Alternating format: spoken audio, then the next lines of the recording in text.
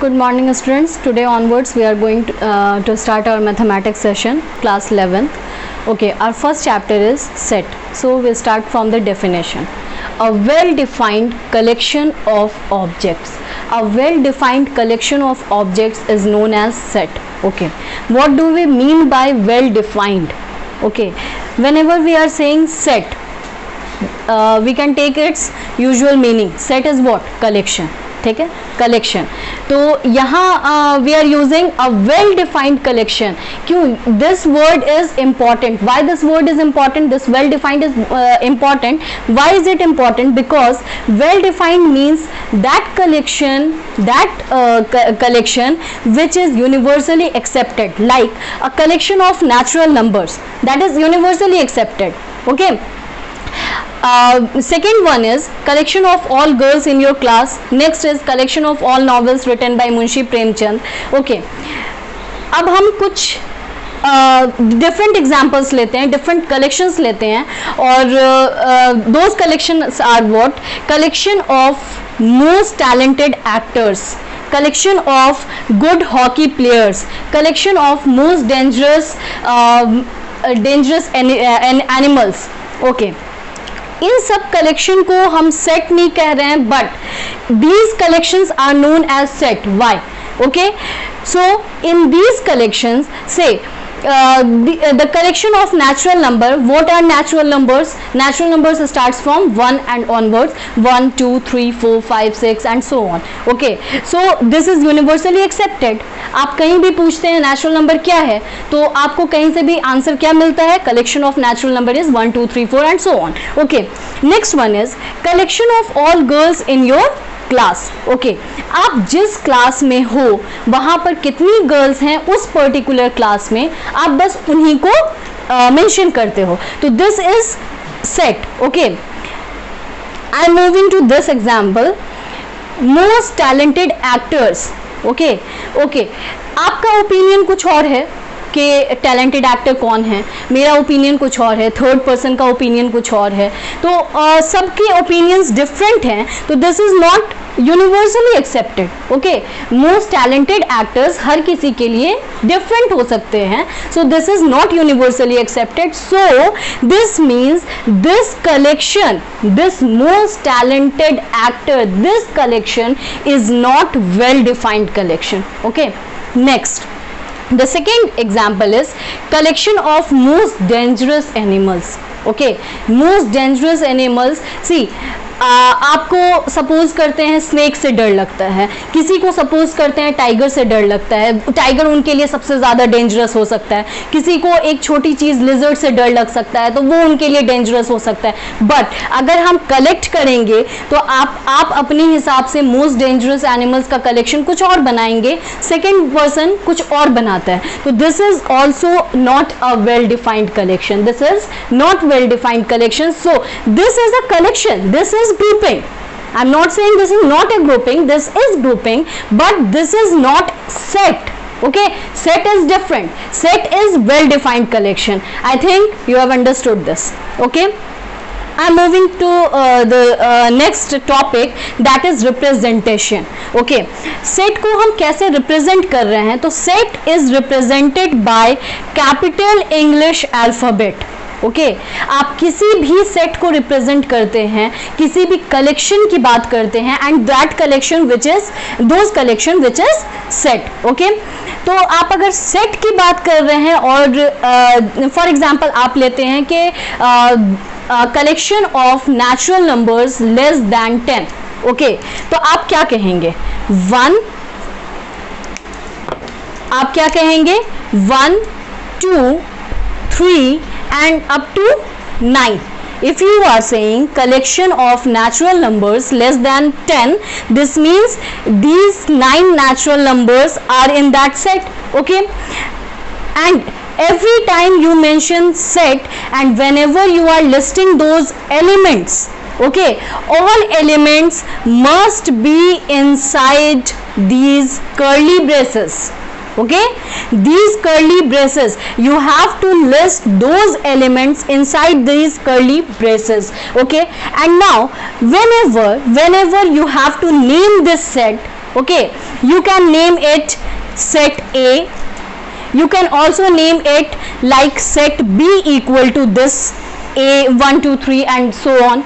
Okay, you can also write this one as C, D, E, F, whatever in capital English alphabet you want to mention. Okay, next one is there are some defined sets like N, Z, Q, R, C, R plus, Q plus and so on. Okay, there are some.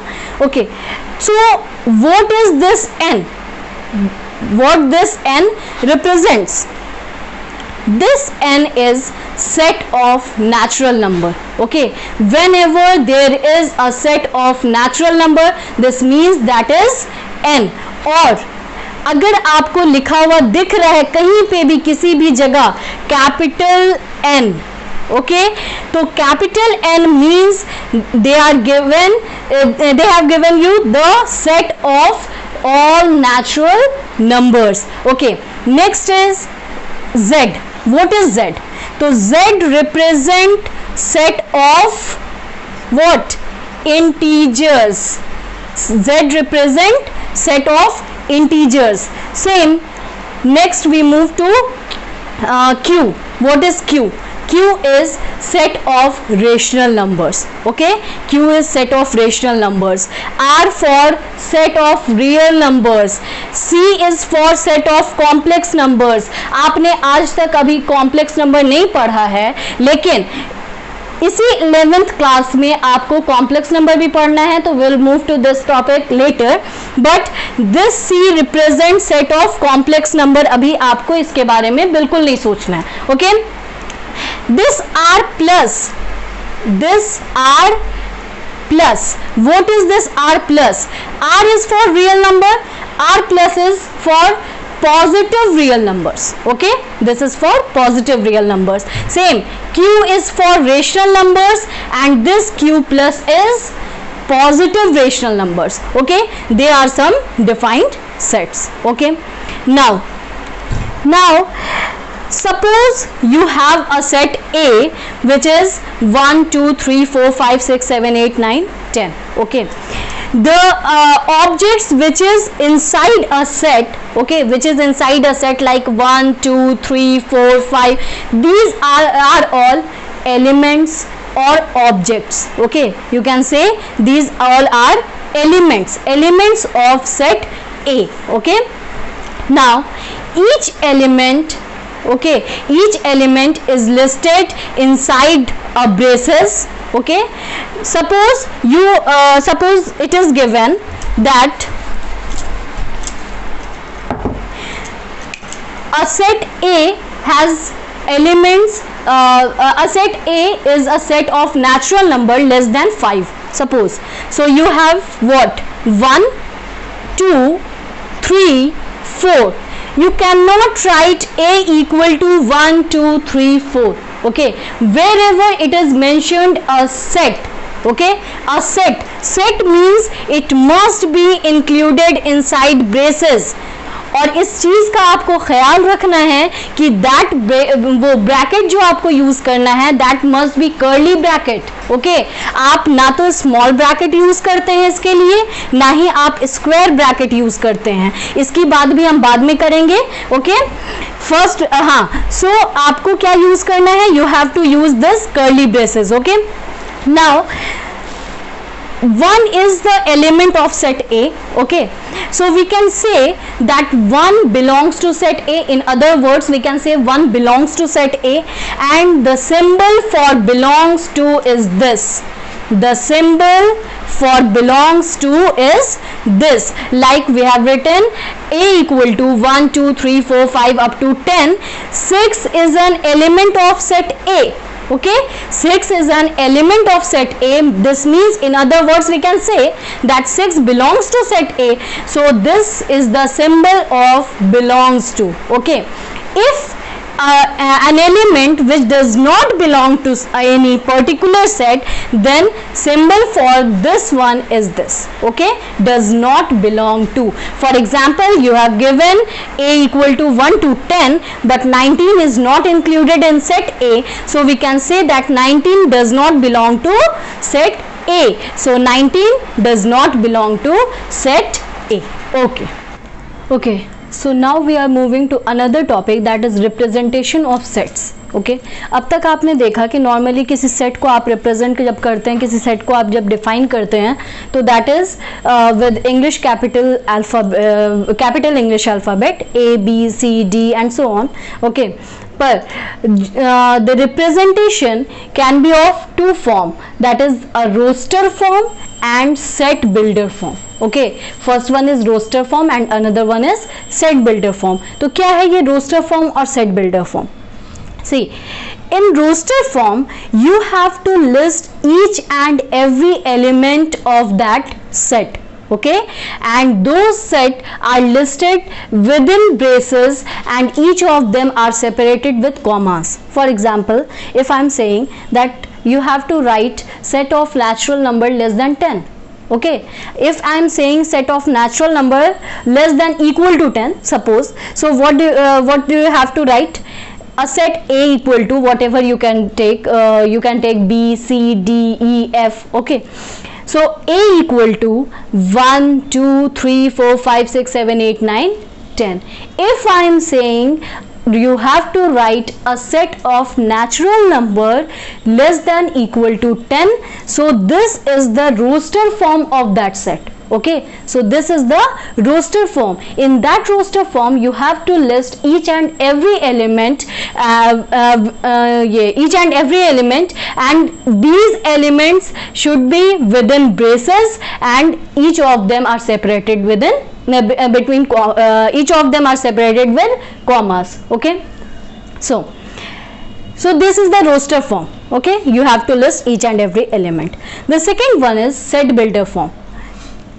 Characterizing property between elements is mentioned. What do you mean by this? Okay, characterizing property means what? If I'm giving you some example, suppose A equal to, I can take this B. Suppose B equal to 1, 4, 9, 16, 25. That's it. Okay, आपको क्या देखना है?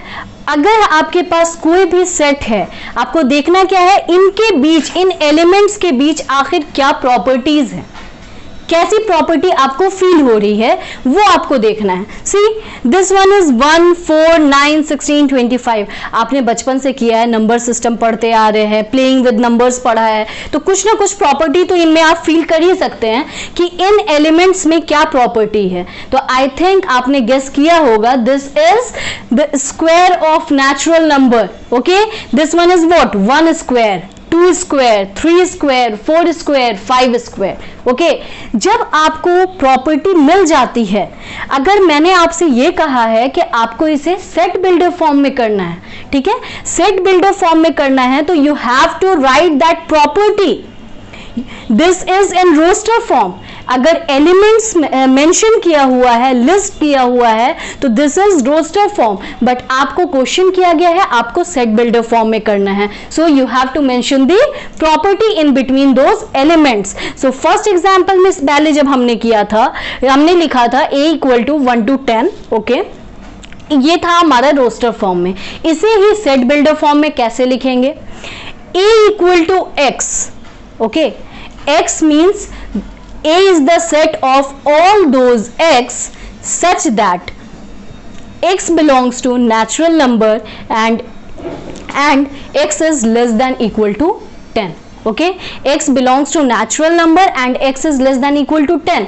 Okay, आपको suppose ये पहली चीजें नहीं दी हुई हैं, आपको सिर्फ ये पता है, तो इस चीज में आपको क्या दिख रहा है कि वो x आपको मेंशन करना है, उन x को आपको मेंशन करना है जो कि 10 से छोटा हो या इक्वल हो। साथ ही साथ आपको ये भी दिया हुआ है x belongs to natural number, which means what? x is not an integer, x is not a rational number, this is natural number. So you have to mention all those natural numbers which is less than equal to 10. Okay, next one is I have written this x such that 1 less than equal to x less than equal to 10 and x belongs to natural number. Okay, बात क्या है, दोनों में क्या फर्क है? कोई भी डिफरेंस तो हमें दिख नहीं रहा है, तो डिफरेंस कुछ भी नहीं है। अगर आपको किसी रोस्टर फॉर्म को सेट बिल्डर फॉर्म में लिखना है तो वो आप पे डिपेंड करता है कि आप उस प्रॉपर्टी को कितनी अच्छे तरीके से वहां पर लिख सकते हैं। वो लिखने का तरीका आप पे डिपेंड करता है, but you have to mention the property. अगर आपको सेट बिल्डर में लिखना है तो आपको प्रॉपर्टी मेंशन करनी होगी, और वो प्रॉपर्टी चाहे आप इस तरह से मेंशन करें चाहे आप इस तरह से मेंशन करें, दोनों ही बातें सही हैं। अब आपको एक और बात बता दूं, यहां पर हमने कैसे लिखा था x, और ये हमने दिया था this symbol belongs to such that। इसे आप कैसे रीड करोगे? such that। See, a equal to set of all those x, a is a set of all those x such that this property holds.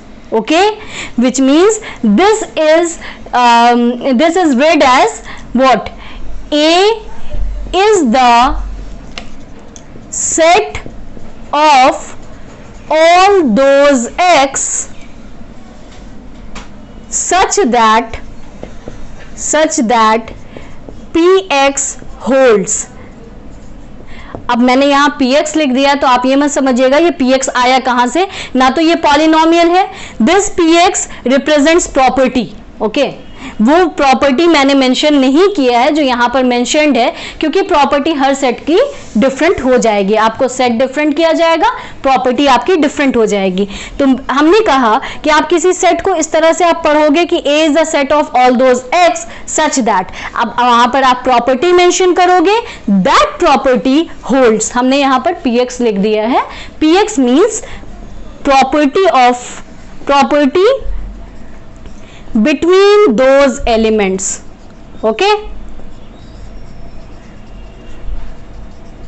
okay, next one is, हमने एक और example लिखा था ना, b इक्वल टू 1 4 9 16 25। अब इसे कैसे आप लिखोगे सेट बिल्डर फॉर्म में? इसे लिखने का तरीका क्या है, आप इसे कैसे मेंशन कर सकते हैं सेट बिल्डर फॉर्म में?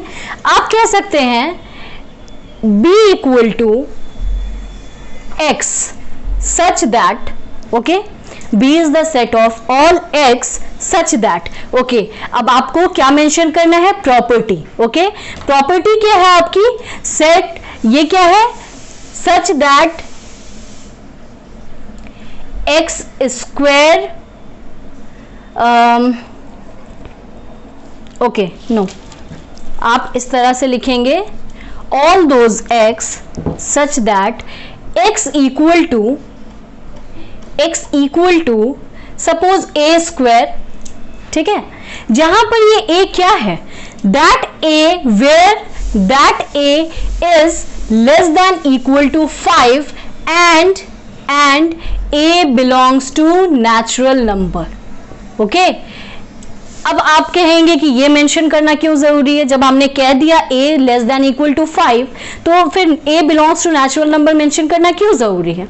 तो जरूरी इसलिए है क्योंकि अगर हम कहते हैं a less than equal to 5, this means what? You can also take 4.5। आप ये भी ले सकते हैं सपोज 0.5, आप ले सकते हैं -4, आप ले सकते हैं -100। हमने मेंशन क्या किया है? a less than equal to 5 ना, a less than equal to 5 हमने अगर मेंशन किया है तो आप कोई भी नंबर ले सकते हैं। लेकिन यहां पर जो आपको सेट दिया हुआ है, यहां पर सिर्फ वो 5 नंबर्स इंक्लूडेड हैं जो नेचुरल नंबर्स हैं, मतलब फर्स्ट 5 नेचुरल नंबर्स, यानी कि 1 square, 2 square, 3 square, 4 square, 5 square. तो आपको उन्हीं 5 नंबर को अगर लेना है तो आपको ये मेंशन करना पड़ेगा that these A are natural numbers and those natural number which is less than equal to 5. Okay, अगर आपको ये नहीं दिखा होता, नहीं पता होता, आपको ये सेट बिल्डर फॉर्म दिया होता, तो आप इससे आराम से उसको रोस्टर फॉर्म में लिख सकते हैं. कैसे लिख सकते हैं? तो B equal to what? B equal to what? A square ना. तो ए स्क्वायर है यहां पर, जहां पर आपने क्या देखा है, a is less than equal to 5 and a belongs to natural number. तो लेस देन इक्वल टू 5 कौन कौन से नेचुरल नंबर होंगे? 1 होंगे. x is what? a square, so this is 1 square. Second one is what? x is a square and second natural number is 2 square. Third one is 3 square, 4 square and 5 square. So see, this one is what? 1, 4, 9, 16, 25. आपको क्या given था? 1, 4, 9, 16, 25.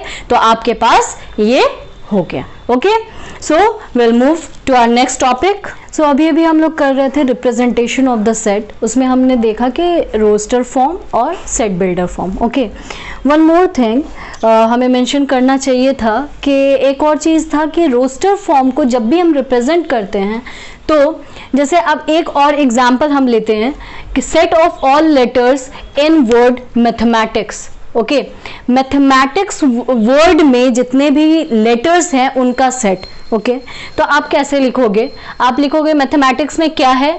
M है, A है, T, H, E. Okay, next one is M, again A, again T, I, C, S. क्योंकि हमने क्या कहा था कि रोस्टर फॉर्म में एलिमेंट्स को लिस्ट किया जाता है विद इन ब्रेसेस और उन एलिमेंट्स के बीच में हम कॉमा रखते हैं. ठीक है, यहां हमने मेंशन किया था कि मैथमेटिक्स वर्ड के जितने भी लेटर्स हैं उनका हमें सेट बनाना है. तो एक चीज इसमें ध्यान रखिए कि यहां हमने पहले मेंशन किया M. ठीक है, मैथमेटिक्स में एक लेटर आता है हमारा M, पर इस M को हम दूसरी बार भी मेंशन कर रहे हैं. तो इसका ख्याल रखना है कि किसी भी सेट में कभी भी कोई भी नंबर हो या कोई भी एलिमेंट हो, उसे हम 2 बार मेंशन नहीं करते हैं. तो अगर आपसे ये बोला जाता है कि मैथमेटिक्स वर्ड के लेटर का आपको सेट बनाना है, so you have to mention M just 1 times. Okay, A को भी आपको 1 टाइम ही करना है, T 1 टाइम, H हमारे पास दोबारा है ही नहीं, तो H को हम लिख रहे हैं E. Then we have M. तो क्योंकि हमने ऑलरेडी M को मेंशन कर लिया है तो दोबारा हम मेंशन नहीं करेंगे. A को हमने मेंशन किया है, हम दोबारा नहीं करेंगे. T हमारा ऑलरेडी मेंशन्ड है, हम नहीं करेंगे. Then we have I, C, S. Okay, इस सेट को आप कोई सा भी नाम दे सकते हैं. हमने क्या कहा? आप इंग्लिश अल्फ़ाबेट से कुछ भी ले सकते हैं, लेकिन हाँ, कभी भी आप किसी भी सेट को स्मॉल लेटर से रिप्रेजेंट मत कीजिएगा. ठीक है, ये रॉन्ग होगा. आपको सेट को जब भी रिप्रेजेंट करना, आपको कैपिटल लेटर लेना है. सपोज हमने x ले लिया, सो this is a set x. तो इसको आप कह सकते हैं x इक्वल टू MATHEICS. लेकिन इसी को आपको सेट बिल्डर में करना होगा, तो आप क्या कहेंगे? This is a set x is a set of all those x where as x is the set of all letters in word mathematics. Simple सी बात है. आप ये आपका हो गया सेट बिल्डर फॉर्म में. This one is roster form. लेकिन सेट बिल्डर में ये भी कंप्लीट नहीं है. आपको विद इन ब्रेसेस लिखना है और उसे उस तरह से मेंशन करना है x such that this property holds. Okay, यहां पर हमारा रोस्टर फॉर्म कंप्लीट होता है, रिप्रेजेंटेशन कंप्लीट होता है, रिप्रेजेंटेशन ऑफ द सेट्स. आप इसके बहुत सारे एग्जांपल्स कीजिए, एग्जांपल ट्राई कीजिए. सेट बिल्डर को रोस्टर में चेंज कीजिए, रोस्टर को सेट बिल्डर में चेंज कीजिए, तो आपका ये क्लियर होगा. Okay, next our topic is types of sets. तो कुछ सेट्स हैं जिनको कुछ नाम दे दिया गया है. सबसे पहला नाम है एम्प्टी सेट. एम्प्टी से क्या आपको पता चल रहा है? खाली है वो. ठीक है, तो खाली है इसका मतलब क्या है? वो सेट जिसमें कोई एलिमेंट ही ना हो. ठीक है, आपसे मान लेते हैं कि हमने एक एग्जांपल मैंने आपको क्वेश्चन कर दिया कि set of all negative natural number तो आप क्या बोलेंगे? आपका तो ये जवाब होगा कि नहीं, नेचुरल नंबर तो नेगेटिव हो ही नहीं सकता। नेचुरल नंबर स्टार्ट कहां से होता है? 1 2 3 and so on. Okay, 1 2 3 4 and so on. Okay, तो नेचुरल नंबर, लेकिन मेरा सवाल है नेगेटिव नेचुरल नंबर्स बताइए, तो नेगेटिव नेचुरल नंबर्स तो होता ही नहीं है। तो आपका जवाब होगा ऐसा कोई एलिमेंट ही नहीं है। लेकिन सवाल जब आपसे पूछा गया तो आपका जवाब कुछ ना कुछ तो होना चाहिए। तो वहां पर आप ये कह सकते हैं कि आपसे जो क्वेश्चन किया गया है that is an empty set. Empty set का दूसरा नाम नल सेट भी है। ठीक है, आप एम्प्टी सेट कहें या फिर आप नल सेट कहें। तो set of negative natural numbers, this set is a null set. Okay, अब नल सेट को रिप्रेजेंट कैसे करते हैं? नल सेट को रिप्रेजेंट करते हैं फाई से। ठीक है, अगर आपसे मैं सवाल पूछूं कि set of negative natural number क्या होगा, तो आपका जवाब होगा कि ये नल सेट है, यानी कि ये फाई है। इसी तरह से एक और आपसे सेट मैं कह देती हूं, set of all boys in girls school. तो गर्ल्स स्कूल में कोई बॉय कैसे हो सकता है? ठीक है, तो set of all boys in girls school that is an empty set. Okay, that is also an empty set. इसका दूसरा नाम नल सेट भी है और उन सेट को आप फाई से रिप्रेजेंट करेंगे। Second one is singleton set. नाम से आपको खुद समझ में आ रहा है, सिंगलटन। ओके, सिंगलटन सेट यानी कि वो सेट है जिसमें सिर्फ और सिर्फ एक ही एलिमेंट हो। ओके, सिर्फ और सिर्फ एक एलिमेंट हो। तो अगर मैं आपसे सवाल कर दूं कि natural number, first natural number, okay, first natural number, तो आप क्या बनाएंगे? जस्ट 1, यही होगा ना। अगर आपसे मैं कहूं फर्स्ट नेचुरल नंबर, तो दिस इज 1। तो this is what? This is a set of first natural number. इसको आप कुछ भी नाम दे दीजिए, वो आपकी मर्जी है। तो दिस वन इज व्हाट? क्योंकि एक ही एलिमेंट है तो this is singleton set. Okay, आपसे इसी तरह से अगर मैंने कह दिया, एक आपको इस तरह का सवाल देती हूं, क्या a set A equal to x such that x equal to x minus 1 equal to 0। ठीक है, ये मैंने दिया। या फिर आप इसको 4 कर लीजिए, अभी 1 का हमने किया ही है। x minus 4 equal to 0। तो आपको हमने क्या कहा? a equal to x such that x minus 4 equal to 0। इसे आप सॉल्व करेंगे। हमने क्या कहा था कि ये किस फॉर्म में है? ये है सेट बिल्डर फॉर्म में। क्यों? क्योंकि हमने क्या किया इसमें हमने प्रॉपर्टी लिखी है। ठीक है, तो x equal to ये क्या होगा? वो x, ऐसा x जो x minus 4 को 0 कर दे। ठीक है, x की वो वैल्यू जो x माइनस 4 को 0 कर दे। तो x की वैल्यू क्या होगी? x की वैल्यू होगी 4। तो इस सेट का अगर आप रोस्टर फॉर्म लेते हैं तो रोस्टर फॉर्म में आपको क्या मिल जाएगा? a equal to 4। This is another example of singleton set. तो आपको सिंगलटन सेट ऐसा नहीं है कि हमेशा आपको रोस्टर फॉर्म में दिया जाएगा, आपको बहुत सारी प्रॉपर्टी के फॉर्म में दिया जा सकता है और पूछा जा सकता है कि सिंगलटन सेट है या नहीं। First of all you have to solve that, you have to write that set in roster form, और उसके बाद आप देखेंगे कि वो सिंगलटन है या नहीं है।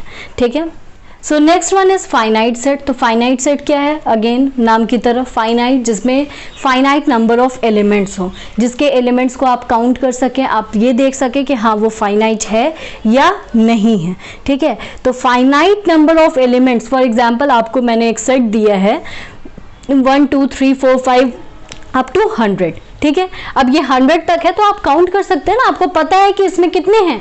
100 एलिमेंट्स हैं। तो क्योंकि आपको पता है इसमें 100 एलिमेंट्स है तो this is finite set. And the next one is what? Infinite set.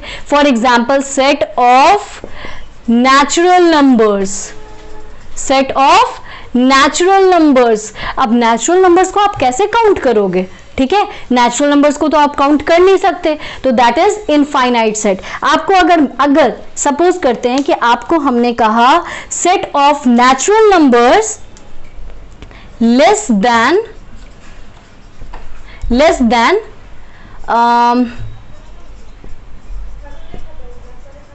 1 crore, set of natural numbers less than 1 crore, तो क्या ये फाइनाइट सेट होगा या इनफाइनाइट सेट होगा? तो आप क्या कहेंगे? इनफाइनाइट सेट नहीं होगा। क्यों नहीं होगा?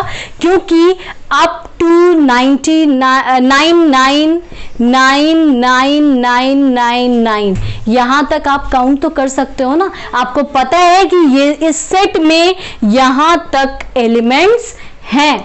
एंड कहां तक हो रहा है इस बात की जानकारी आपको है। तो this one is finite set. लेकिन सिर्फ और सिर्फ आपको अगर मैं कहूं सेट ऑफ नेचुरल नंबर, सिर्फ नेचुरल नंबर की बात कर देते हैं, तो this one is infinite set. इसी तरह से set of integers are infinite, set of real numbers is infinite, set of rational numbers is infinite and so on. जितने भी आपने कुछ इस तरह के इनफाइनाइट सेट पढ़े हैं तो वो होगा R, Z, Q, C, R plus, Z plus, Q plus, ये सारे जो हैं वो क्या हो जाएंगे? आपके सारे ही इनफाइनाइट सेट हो जाएंगे। Okay, clear. अब हम आते हैं इक्वल सेट्स में। Equal sets, equivalent set. पहले डेफिनेशन देख लीजिए। Equal sets, two sets are said to be equal if both sets have same elements. Okay, both sets have same elements. और इक्विवेलेंट सेट हमने क्या लिखा है? Two sets are said to be equivalent if both sets have equal number of elements. Okay, फर्क देखिए यहाँ जो हमने अंडरलाइन किया है, इक्वल सेट में हमने क्या बात की है? Both sets have same elements. Equivalent में हमने क्या बात की है? Both sets have equal number of elements. अब दोनों में फर्क क्या है इसको हम जरा देख लेते हैं। एग्जाम्पल लेंगे और आपको फौरन समझ में आ जाएगा। मान लेते हैं एक सेट आप लीजिए, एक सेट आप लीजिए A इक्वल टू 1 2 3, ठीक है। Next one is B equal to 4 5 6 suppose, ठीक है। A equal to 1 2 3, B equal to 4 5 6। Okay, set A में कितने एलिमेंट्स हैं? आप क्या कहेंगे? कितने एलिमेंट्स है सेट A में? Number of elements equal to 3। Set B में कितने एलिमेंट्स हैं? Number of elements equal to 3। तो आप ये ध्यान दीजिए, इक्विवेलेंट सेट क्या कहता है? Two sets are said to be equivalent. इन दो सेट्स को हम तभी इक्विवेलेंट कह सकते हैं if both sets have equal number of elements. दोनों में equal number of elements होना चाहिए। फर्स्ट सेट में कितने एलिमेंट्स हैं? 3। बी सेट में कितने एलिमेंट्स हैं? 3। इक्वल नंबर ऑफ एलिमेंट्स हैं, so A is equivalent to B। ये सिंबल किसका है? इक्विवेलेंसी का, ठीक है। So A is equivalent to B। लेकिन इसी जगह पे अगर हम एक और आपको एग्जाम्पल दें, for example C equal to 1 2 and D equal to 2 1, ठीक है। C equal to 1 2, D equal to 2 1। Order doesn't matter, ठीक है। सेट में किस ऑर्डर से आप एलिमेंट को लिख रहे हैं कोई फर्क नहीं पड़ता। C में कौन कौन से एलिमेंट है? 1 है, 2 है। D में कौन कौन से एलिमेंट है? 1 है, 2 है। तो आप किसी भी ऑर्डर में एलिमेंट को लिखते हैं उससे फर्क नहीं पड़ता है। इक्वल सेट की डेफिनेशन हमने क्या कही थी? Two sets are said to be equal if both sets have same elements. Same elements होने चाहिए। एलिमेंट्स जो A में है वही B में होना चाहिए, जो B में है वही A में होना चाहिए। तो यहाँ खैर हमने CD लिया है, तो C में हमारे एलिमेंट्स हैं 1 and 2। D में एलिमेंट क्या है? अगेन 2 and 1 और 1 and 2। तो दोनों में सेम एलिमेंट्स हैं, तो हम कह सकते हैं C equal to D। C equal to D कह सकते हैं। अब लेकिन यहां पर A और B में नंबर ऑफ एलिमेंट्स इक्वल हैं, तो क्या आप A इक्वल टू B कहेंगे? नहीं कहेंगे। A is not equal to B but A is equivalent to B। क्यों? क्योंकि इसमें सेम नंबर ऑफ एलिमेंट्स हैं। तो आप इस बात को देखिए, सी में कितने एलिमेंट्स हैं? 2 एलिमेंट्स हैं। डी में कितने एलिमेंट्स हैं? Again 2 elements. तो सी में भी 2 एलिमेंट्स हैं, डी में भी 2 एलिमेंट्स हैं। इक्वल नंबर ऑफ एलिमेंट्स अगर 2 सेट में होता है तो उसे हम इक्विवेलेंट सेट कहते हैं। तो आप कह सकते हैं ना कि C is equivalent to D, C is equivalent to D कह सकते हैं हम। तो C is equivalent to D and C is also equal to D. Okay. Next one is A is equivalent to B but A is not equal to B. तो आप इस बात को बहुत सारे एग्जाम्पल लेने के बाद आप ये भी कंक्लूड कर सकते हैं। क्या कंक्लूड कर सकते हैं?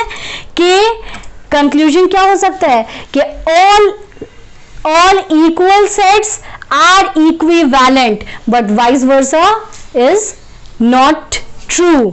Okay, all equal sets are equivalent sets but all equivalent sets are not equal sets. तो इस बात का कभी भी कंफ्यूज आपको नहीं होना है कि इक्वल सेट कौन सा है, इक्विवेलेंट सेट कौन सा है। आपको हमेशा ख्याल होना चाहिए नंबर ऑफ एलिमेंट्स अगर इक्वल होगा तो वो इक्विवेलेंट है, सेम एलिमेंट्स होंगे तो वो इक्वल सेट है। End of course equal set होगा तो उसमें अगर सेम एलिमेंट्स हैं तो नंबर ऑफ एलिमेंट्स भी सेम ही होंगे तो वो इक्विवेलेंट तो होंगे ही। तो इक्वल सेट्स हमेशा इक्विवेलेंट होते हैं, लेकिन आप इसका रिवर्स सही नहीं बता सकते हैं। रिवर्स हमेशा सही हो ऐसा जरूरी नहीं है। तो आज तक हम लोगों ने जो ओके एक और टॉपिक हमारा छोटा सा, बहुत छोटा सा टॉपिक बचता है, that is cardinal number of set. कुछ भी नहीं है, किसी भी सेट में कितने नंबर ऑफ एलिमेंट्स हैं उस नंबर ऑफ एलिमेंट्स को हम कार्डिनल नंबर कहते हैं और कुछ भी नहीं है। जैसे अभी अभी हमने देखा था ना कि ए में कितने एलिमेंट्स हैं, तो ए में 3 एलिमेंट्स हैं। तो आप क्या कह सकते हैं? Number of elements in A is equal to 3। ये एन ए जो हम कह रहे हैं, this is what, this is cardinal number of set A. इसी तरह से आप यहां cardinal number of set B is what, again 3। तो कार्डिनल नंबर इतना लंबा हम नहीं कहते हैं, उसका नाम है कार्डिनल नंबर। इसको हम कहते हैं किसी भी सेट में जितने भी एलिमेंट्स हैं उसको हम कहते हैं कार्डिनल नंबर ऑफ सेट्स। लेकिन आपको नॉर्मली बस इतना ही कहना है, number of elements in set B, number of elements in set C, number of elements in set D and so on. ठीक है, तो ये हो गया आपका कार्डिनल नंबर। तो आज की क्लास में हमने क्या टॉपिक्स कवर किए हैं? हमने क्या पढ़ा? हमने सेट के बारे में पढ़ा कि सेट क्या होता है, उसकी डेफिनेशन देखी, उसमें हम देखे कि क्या एग्जाम्पल्स थे हमारे कि कौन सा सेट हम कह सकते हैं, कौन सा सेट हम नहीं कह सकते हैं। ये हमारा सेट का टॉपिक था। सेकंड हम किधर पहुंचे? हमने देखा कि सेट को कैसे रिप्रेजेंट किया जाता है। सबसे पहले रिप्रेजेंटेशन से भी पहले देखा कि किसी सेट को भी आप नेमिंग करेंगे, किसी भी सेट की नेमिंग, तो आपको हमेशा इंग्लिश का कैपिटल लेटर यूज करना है। कभी भी आप स्मॉल लेटर से किसी सेट की नेमिंग बिल्कुल नहीं करेंगे। ठीक है, अगर आप किसी सेट को स्मॉल a इक्वल टू 1 2 3 अगर कर देते हैं, ये बिल्कुल गलत हो जाएगा। आप कभी भी इसको स्मॉल से नहीं करेंगे। ये बात हो गई। नेक्स्ट हमने देखा कि किसी भी सेट में जो भी एलिमेंट होता है, जो भी एलिमेंट उसके अंदर है, उन एलिमेंट के को अगर वो बिलोंग कर रहा है कोई एलिमेंट तो उसका सिंबल हमारा था बिलोंग्स टू। नहीं बिलोंग कर रहा है तो सॉरी अगर कोई एलिमेंट बिलोंग करता है तो उसका सिंबल था बिलोंग्स टू, और अगर नहीं बिलोंग कर रहा है तो उसका सिंबल था डज नॉट बिलोंग टू। इसके बारे में हमने देखा। नेक्स्ट हमारा टॉपिक था representation of the set. 2 form हमने देखे, roster form, set builder form. Roster form में हमने क्या देखा है? जितने भी एलिमेंट्स हैं उनको लिस्ट कर देंगे। सेट बिल्डर में हमने क्या देखा कि हम उसकी प्रॉपर्टी को मेंशन करते हैं। नेक्स्ट हम पहुंचे थे टाइप्स ऑफ सेट में। इनमें कुछ टाइप्स हमने देखे, empty, singleton, finite, infinite. Empty में कोई एलिमेंट नहीं होता है, सिंगलटन में just 1 element, finite number of elements, infinite number of elements. Simple से इनके कुछ एग्जांपल्स आप कीजिए, आपको खुद ब खुद समझ आ जाएगा। नेक्स्ट हमारा था equal sets and equivalent set. इसमें ध्यान रखिएगा, all equal sets are equivalent but all equivalent is equal that must not be true. Okay, ये हो भी सकता है, नहीं भी हो सकता है, ठीक है। जैसे इस केस में इक्विवेलेंट भी है, इक्वल भी है, लेकिन इस केस में आपने क्या देखा था, ये इक्विवेलेंट है बट इक्वल नहीं है। तो आज का टॉपिक यहीं पर हम लोग फिनिश करते हैं। नेक्स्ट क्लास में हम क्या देखेंगे, नेक्स्ट क्लास में हम सबसेट के बारे में पढ़ेंगे, ठीक है। सबसेट क्या होता है, सबसेट किस टाइप के होते हैं, उसे कैसे रिप्रेजेंट किया जाता है, कितने नंबर ऑफ सबसेट हम किसी सेट में फॉर्म कर सकते हैं, और साथ ही साथ ऑपरेशंस क्या होंगे, ठीक है। सेट के बीच कौन कौन सा ऑपरेशन हम अप्लाई कर सकते हैं, उन सब के बारे में हम नेक्स्ट क्लास में करेंगे। Okay, thank you.